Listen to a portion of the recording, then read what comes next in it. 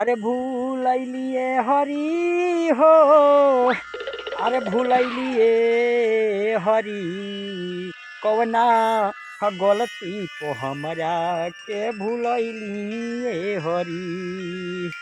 भूल अरे दोस्त बा, हाँ? अरे आज तो बार कटिंग तो बड़ा जोरदार भइल बा रे बाबूनावा। हाँ ठीक लगा था। अरे बहुत मस्त, एकदम अब गोरखा बटालियन में भर्ती हो जाएगा। हाँ भाई लोग ये देखिए कितना अच्छा बार, ऐसा ही बार चाहिए। अब के सरवा बार कटवाओ तरह सो पीछवा एकदम जीरो बैलेंस है, अगवा है जुल्फी।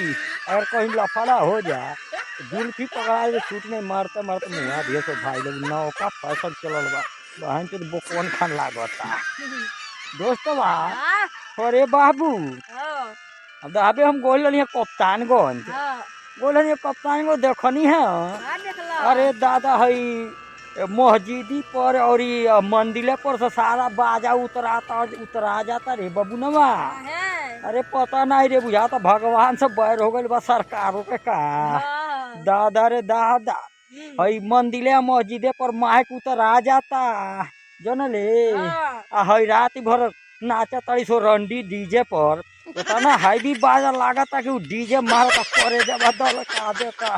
देखबे हम तो जइबे ना, लेकिन बुझाला कि हमार करे जब तोहरी गई का प्रभु। मंदिर और मस्जिद से माइक हटा दिया जा रहा है और रात भर रंडिया नचाया जा रहा है डीजे डीजे पर भाई लोग।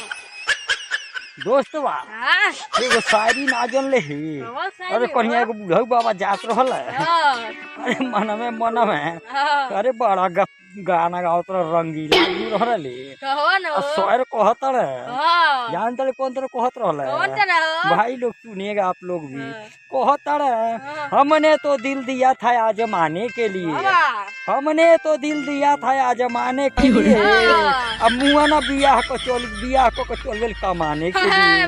भाई लोग अगर वीडियो, भैया हाँ भाई लोग अगर वीडियो अच्छा लगा होगा तो लाइक सब्सक्राइब कर दीजिएगा दोस्तों। बाय मेरे दोस्तों, भारत माता की जय।